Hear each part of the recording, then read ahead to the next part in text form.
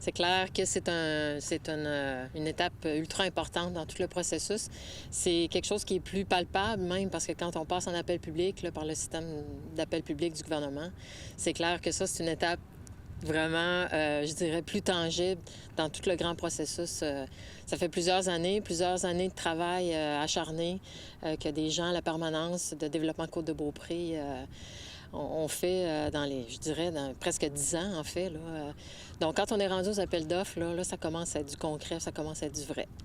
Toutefois, il ne faut pas, j'allais dire simplement, il ne faut pas minimiser toutes les... Souvent, il y a beaucoup de travail qui se fait dans l'ombre, même dans les dernières semaines, derniers mois, tout près de nous, dernière année. Il y a beaucoup de travail qui se fait dans l'ombre, puis ça, il ne faut pas négliger. Ce sont des étapes aussi importantes. Mais celle qu'on connaît avec l'appel d'offres, c'est sûr que celle-là est publique, donc c'est encore plus motivant.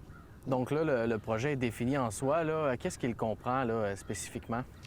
En fait, là, on est actuellement sur le quai. On est sur la portion vraiment qui est dans le fleuve. Donc, c'est tout le renchaussement complet de ce qui existe parce qu'au bout, c'est des caissons. Ça, malheureusement, c'est fini, c'est pourri. Alors, c'est toute la travée, en fait, tout le renchaussement de la travée au complet. Plus près du boulevard, vraiment plus près du boulevard. Là, il va y avoir des plateformes où est-ce qu'on aura des jeux d'eau. Il va y avoir, bien sûr, des bancs, il va y avoir du mobilier urbain, on va pouvoir circuler là, sur le quai, puis on va pouvoir, à différents endroits, avoir du mobilier urbain. Également, à peu près là où on se situe, il va y avoir ce qu'on appelle des marches de géants. Donc, les marches de géants, ça permet à tout le monde de pouvoir descendre à pied, se mettre les pieds dans le fleuve, descendre un kayak, descendre un canot. Donc, avoir accès vraiment à nos pieds au fleuve, ce qui n'est pas le cas aujourd'hui. Si je reviens juste plus près du boulevard, ce que j'allais vous dire aussi, c'est qu'il y aura une bâtisse qui n'est pas une grande bâtisse, mais qui est une bâtisse qui permettra justement aux usagers d'avoir accès aux toilettes publiques, puis aussi aux usagers qui viendront ici, par exemple, on pense à des croisières là, de nature... je ne veux pas les nommer les compagnies, mais des croisières moyennes là, qui accueillent des 50 ou 55, 60 passagers. Ils vont pouvoir établir, par exemple, leur petit système de billetterie ou recevoir, revoir leurs clients qui remontent au bateau, s'assurer que tout le monde est là, etc. Donc, c'est une petite infrastructure qui va, justement, il va y avoir un toit, une protection pour mettre à la disposition de ceux qui voudront bien l'utiliser. Puis justement, ces aménagements-là, ça en fait un projet porteur pour la ville de Sainte-Anne-de-Beaupré, la région de la Côte-de-Beaupré? C'est clair que ça fait longtemps qu'on n'a pas vu un projet de cette ampleur-là là, sur la côte. Moi, j'habite sur la côte, ça fait beaucoup d'années. Puis un projet de cette ampleur-là, cette taille-là, c'est sûr qu'on n'a pas vu ça souvent. C'est un projet qui se fait en collaboration avec toutes les parties prenantes du milieu. Vous l'avez nommé, la ville de Sainte-Anne, les pères rédemptoristes. C'est de ramener, en fait, cette espèce de quai qui est rassembleur, de l'utiliser, que ce soit pour des pèlerins qui viennent à l'église, qui puissent venir prendre un pique-nique ici, utiliser tout le mobilier urbain, qu'on puisse aussi aller chercher un petit lunch au centre-ville, puis pouvoir revenir le manger ici. Donc, ça a été un travail où toutes les parties prenantes, les parties touristiques ont pu donner leur opinion, nous aider, donner leur avis. Puis tout ça, c'est un travail d'équipe là, qui a été réalisé. Puis pour en arriver au projet final, là, quelle est la nature du travail qui a été réalisé là, dans les derniers mois?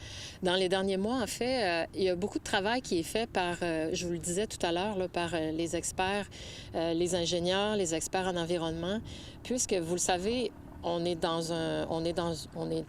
sur les berges du fleuve Saint-Laurent, on est dans le fleuve Saint-Laurent. Donc, on a beaucoup de choses à respecter au niveau de l'environnement, de la pêche aussi. Alors, nous, on doit travailler de concert avec Environnement, le ministère de l'Environnement du Québec. Ensuite, il faut travailler aussi avec Pêche et Océan Canada. Donc, c'est clair qu'on a des comptes à rendre, on a des explications à donner, on a beaucoup de questions à répondre de la part des gens dans les différents ministères. Et on doit se conformer aux exigences qui nous sont acheminées par ces ministères-là.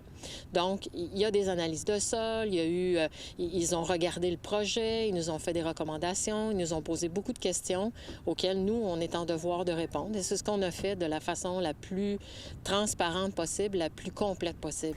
Parce que c'est nécessaire avant d'avoir le go pour entamer le projet. Tout à fait. Et ces analyses-là, ces évaluations-là, ça vous a permis de bien choisir les matériaux, la structure? Tout à fait. C'est un petit peu à ça que ça a servi? Tout à fait, vous avez absolument raison. Donc, toutes ces analyses-là permettent justement à nos experts, ingénieurs qui nous accompagnent dans le projet, de bien choisir les structures, les matériaux, les empiètements, les calculs qu'ils doivent faire, eux, pour s'assurer qu'on respecte les normes environnementales et qu'on ne porte pas atteinte, entre autres, aux berges, à la migration des oiseaux, à la reproduction des poissons, etc. Donc, ça, c'est beaucoup de travail. Puis ça paraît peu, hein? C'est du travail qui se fait souvent dans l'ombre, mais qui est nécessaire. Et en terminant, qu'est-ce qui reste à accomplir là, comme travail? Là, on est rendu à l'étape de l'appel d'offres public, là, mais par la suite, là, qu'est-ce qui devrait être réalisé là, pour débuter les travaux officiellement? Alors, par la suite, bien, à la mi-juillet, c'est la fin de l'appel d'offres. Alors, bien sûr, le conseil d'administration va devoir se réunir avec nos experts qui nous accompagnent dans le projet et choisir donc le ou les entrepreneurs qui débuteront les travaux. Et par la suite, bien, on va examiner le calendrier du début des travaux lorsqu'on aura le OK final. Pour là, bâtir de un toutes échéancier là, Tout plus à précis. fait. Exactement. Bien, merci beaucoup pour le temps que vous m'avez consacré aujourd'hui, Mme Ça fait Croteau. plaisir. Merci.